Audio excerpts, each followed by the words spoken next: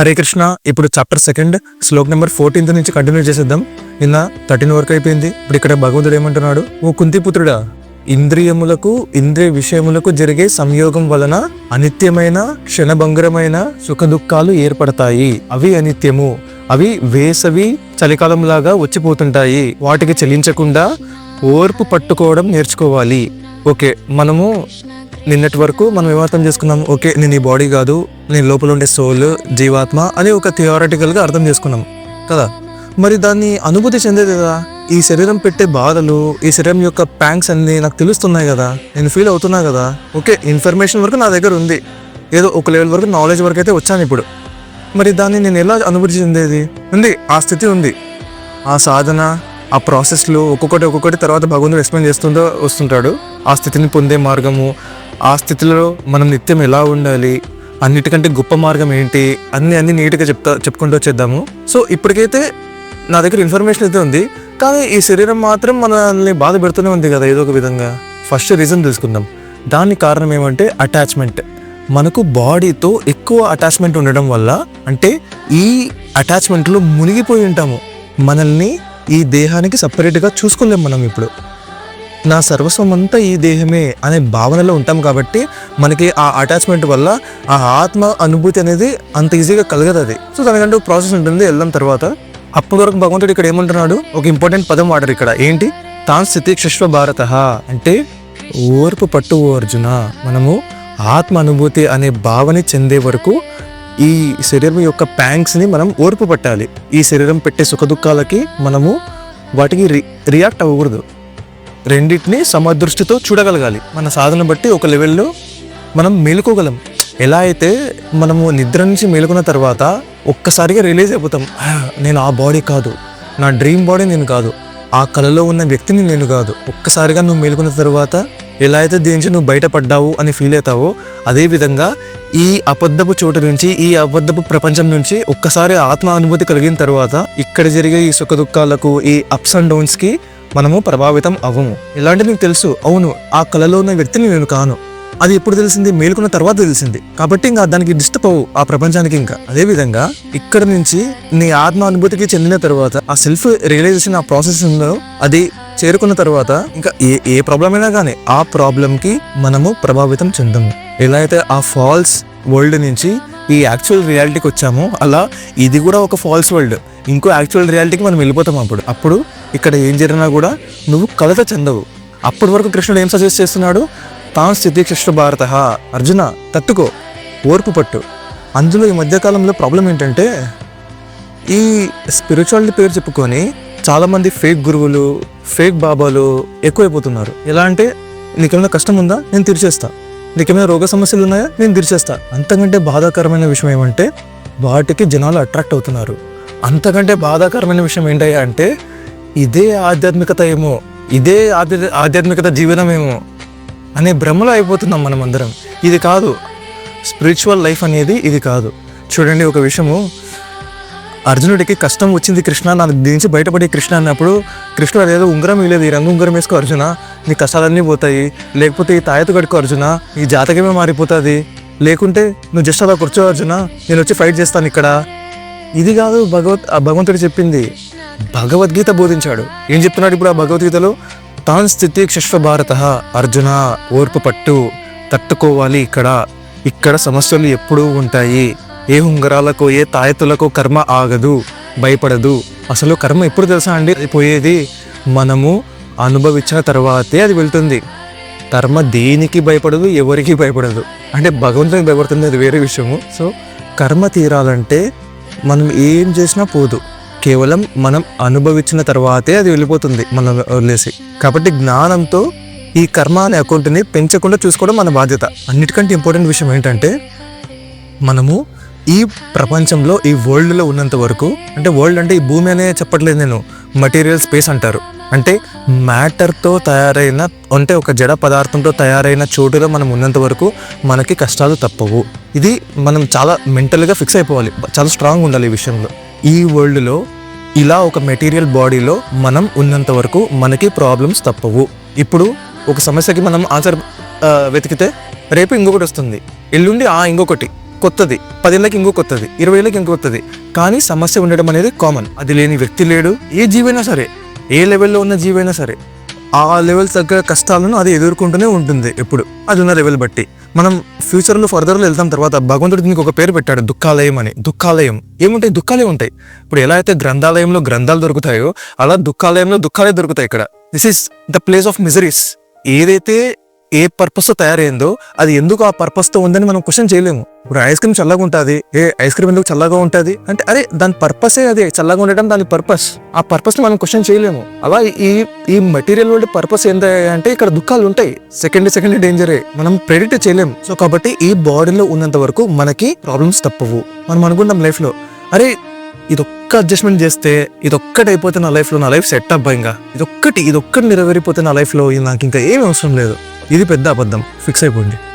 దీన్ని సాల్వ్ చేసే క్రమంలో, దీనిని మన లైఫ్లో ఎస్టాబ్లిష్ చేసే క్రమంలో కొత్త సమస్య వచ్చి డోర్ కొడుతుంది. Because this is the nature of this world. ఈ ప్రపంచం యొక్క నేచర్ అదే. ఈ ప్రపంచం అలానే ప్రవర్తిస్తుంది. మనము ఆ ప్రవర్తనకి ఎదురెళ్ళి మరి మనం సెట్ చేయాలని ట్రై చేస్తాం చూడండి, అక్కడ ఫెయిల్ అవుతున్నాం మరి. సో భగవంతుడు ఇక్కడ ఏమంటున్నాడు? ఓర్చుకో అర్జున, ఓపిక పట్టు. దేనికి మనం ఓపిక పట్టాలి? అంతకంటే ముందు ఏమంటున్నాడు భగవంతుడు? ఇప్పుడైతే ఇంద్రియాలు, ఇంద్రియ విషయములు వీటి మధ్య ఒక కాంటాక్ట్ జరుగుతుందో అప్పుడు ఒక ఫ్లీటింగ్ పర్సెప్షన్ వస్తుంది. అంటే ఎలా చెప్పొచ్చు అంటే ఒక అనుభూతి అని చెప్పొచ్చు. సో ఆ అనుభూతి అనేది అది సుఖం అవ్వచ్చు, దుఃఖం అవ్వచ్చు. మీకు ఎక్స్ప్లెయిన్ చేస్తా చూడండి. ఇక్కడ మనకు ప్రతి ఒక్క ఇంద్రియము వాటి అంటే సెన్సెస్, ప్రతి ఒక్క సెన్స్ వాటి ఆహారం కోసం మనల్ని ఎప్పుడు అడుగుతూనే ఉంటాయి. కళ్ళు అందమైన చూడాలని అడుగుతుంటుంది, నాలుక అందమైన తిండి పెట్టమని అడుగుతుంది, చెవులు వినసంపుగా నాకేమైనా వినిపించు అని అడుగుతుంది, మన ముక్కు మంచి వాసనలోకి అట్రాక్ట్ అవుతుంది, అలాగే స్పర్శ కూడా. ఏది ప్రతి సెన్స్ దాని తిండి కోసం, దాని ఆబ్జెక్ట్ కోసం వెతుకుతూనే ఉంటుంది. వెతకమనే మనల్ని ప్రేరేపిస్తూనే ఉంటుంది. అదేవిధంగా కంటికి నచ్చంది కనిపిస్తే కన్ను చూడదు, ఇలా అనేస్తాం వెంటనే. అలాగే ప్రతి ఇంద్రియం అంతా, ఆ ఇంద్రియాలకు ఏదైనా ఒక విషయం నచ్చకుంటే ఆ విషయం నుంచి దూరం వెళ్ళిపోతాయి ఇంద్రియాలు. అలా ఇక్కడ భగవంతుడు ఏమంటున్నాడు? అర్జున, ఇక్కడ నువ్వు అనుభవించే పర్సెప్షన్స్ ఏవైతే ఉన్నాయో అంటే ఇంద్రియాలకు, వాటి ఆహారాలకు అంటే సెన్స్ ఆబ్జెక్ట్స్కి, ఈ రెండు కాంటాక్ట్ ఉన్నప్పుడు ఒక పర్సెప్షన్ వస్తుంది. అది సుఖం అవ్వచ్చు, దుఃఖం అవ్వచ్చు. అది మనకు నచ్చవచ్చు, నచ్చకపోవచ్చు. ఇప్పుడు నాలుక ఏం కోరుకుంటుంది? తీపి కోరుకుంటుంది.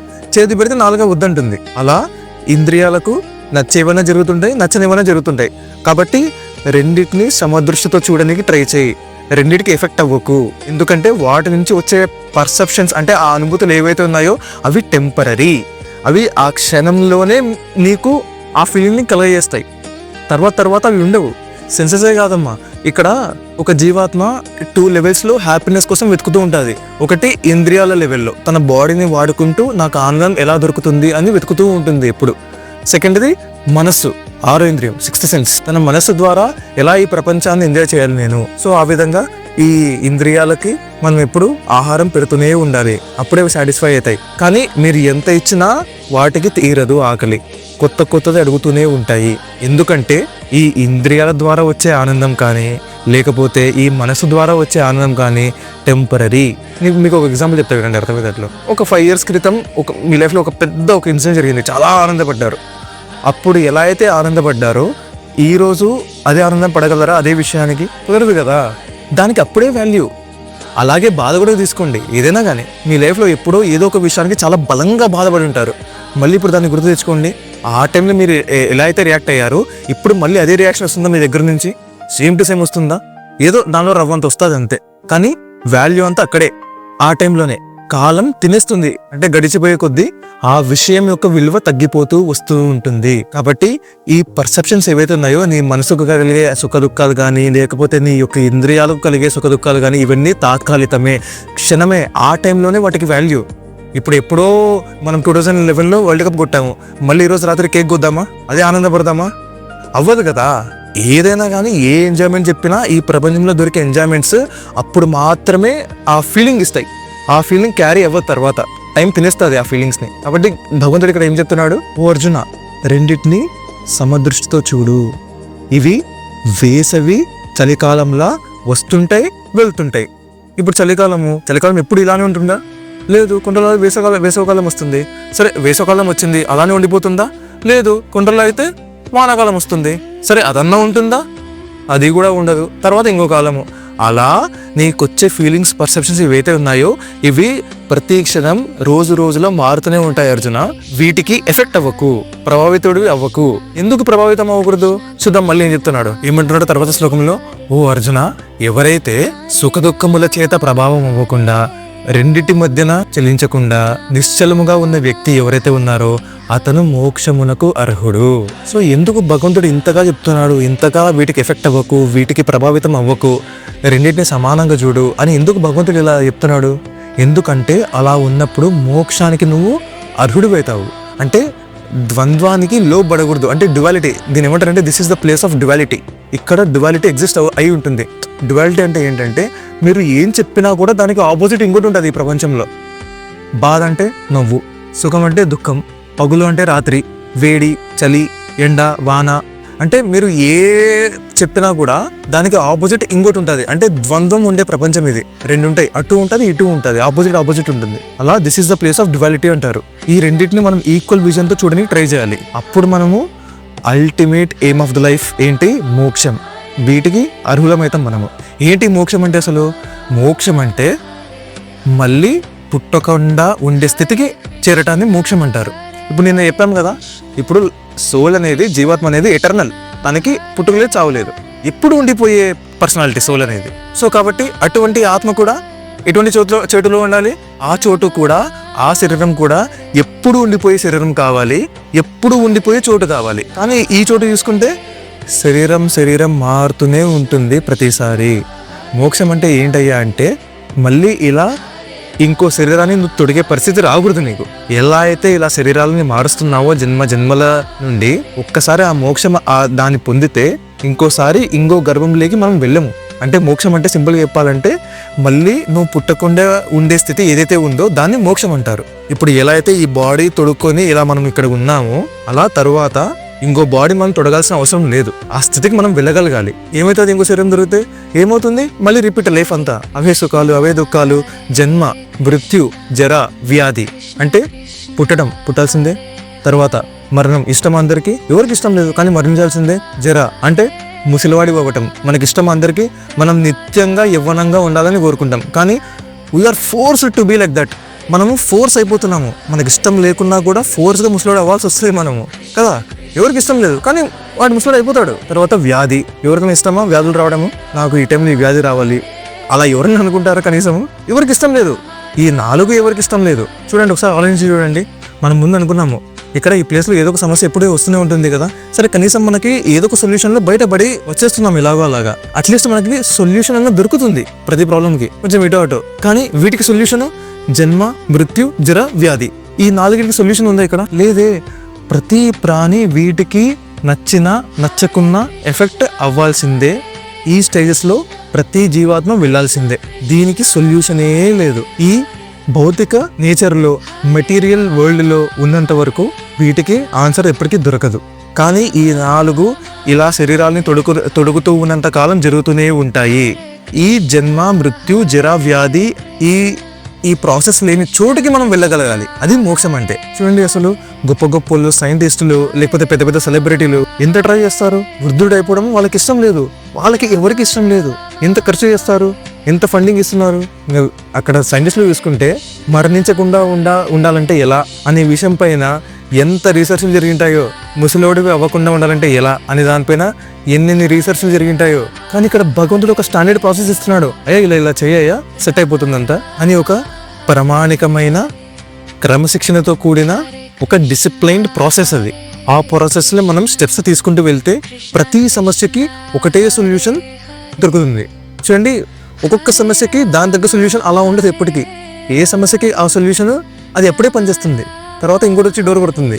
అన్ని సమస్యలకి ఒకటే సొల్యూషన్ ఏంటయ్యా అంటే సింపుల్ ఆన్సర్, మళ్ళీ తిరిగి పుట్టకుండా ఉండటం, అంతే. అదే సింపుల్ ఆన్సర్. సో మనం ఇంకా డీటెయిల్కి వెళ్దాం. తర్వాత ఏంటి ఈ చోటులో అది ఎందుకు ఉండాల్సి వచ్చింది, ఎందుకు తిరిగి వెళ్ళలేకపోతుంది, వెళ్ళాలంటే ఆ ప్రాసెస్ ఏంటి, ఇదంతా మనకి తర్వాత ఫర్దర్ అర్థమైతూ వస్తుంటుంది. భగవంతుడు క్లారిటీ ఎక్స్ప్లెయిన్ చేస్తాడు. సో ఇప్పటికైతే దీనికి ఒక చిన్న బ్రేక్ ఇద్దాం. So thanks for watching. Hare Krishna.